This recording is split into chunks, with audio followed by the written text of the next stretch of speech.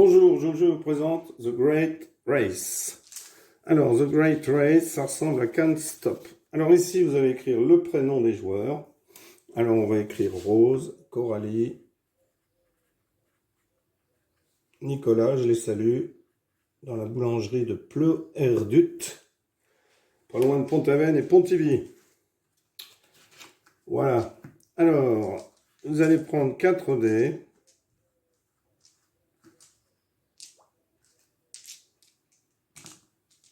Et le but du jeu, c'est de marquer, alors 10, c'est si on arrive ici, à chaque fois, ici ce sera 9, ici ce sera 5, ici 6, etc. Ici 10, hop.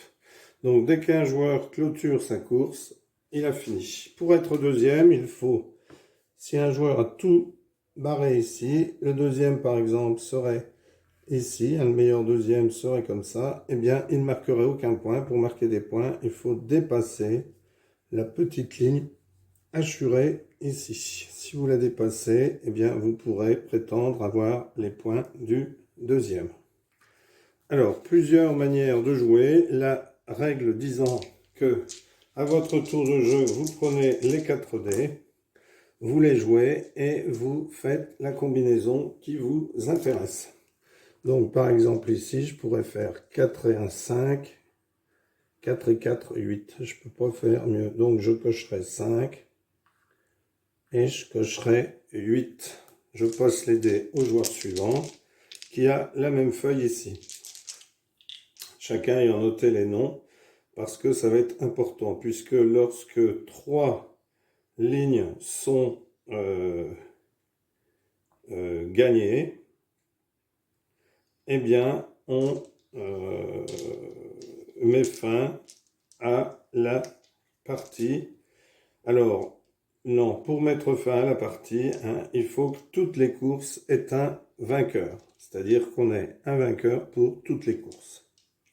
Donc, on mettra les croix pour les courses que l'on gagne. C'est-à-dire, dès qu'on arrive ici, par exemple, si j'ai tout coché à la 5, eh bien ici, Rose mettra un 5. Voilà.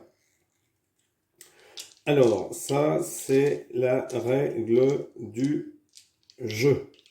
Mais on peut en prendre une qui ira plus vite. Alors, vous savez que ça ressemble à Can't Stop, sauf qu'ici, on n'a qu'un seul lancé par tour. La valeur des points attribués individuellement pour chaque course avec une valeur totale attribuée au vainqueur de la course et une valeur réduite au deuxième. Et pas de score si on n'a pas dépassé les lignes ici. Et on gagne la partie avec le total le plus élevé après avoir terminé toutes les courses. Alors qu'au Can't Stop, il suffit d'y aller jusqu'à 3. Là, il faut que toutes les courses soient terminées. Donc ça, c'est la règle du jeu. Règle que vous pouvez, bien entendu, adapter. Alors, si vous l'adaptez, vous donnez 4 dés à chaque joueur. Et chaque joueur va, à chaque tour de jeu, lancer les dés. Donc lui aurait fait 5 et 9, et pendant ce temps-là, lui aurait lancé ses dés et aurait choisi. Donc 6 et 4, 10, 2 et 2, 4 par exemple. Ou 6 et 2, 8, 4 et 2, 6. Et une fois qu'on a lancé ses dés, on ne coche pas tout de suite sur son plateau. Si vous jouez cette deuxième règle, vous lancez, hop, vous mettez vos dés comme ceci. Vous les cachez, vous les mettez par paire, et lorsque tous les joueurs ont mis leurs dés par paire, hop, on découvre. Et chaque joueur note. Donc celui-là noterait 4 et 3, 7, 5 et 2, 7.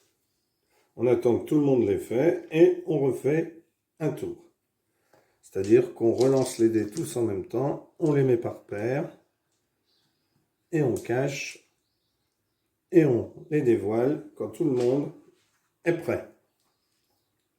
Ça, c'est une manière de jouer. Ensuite, si vous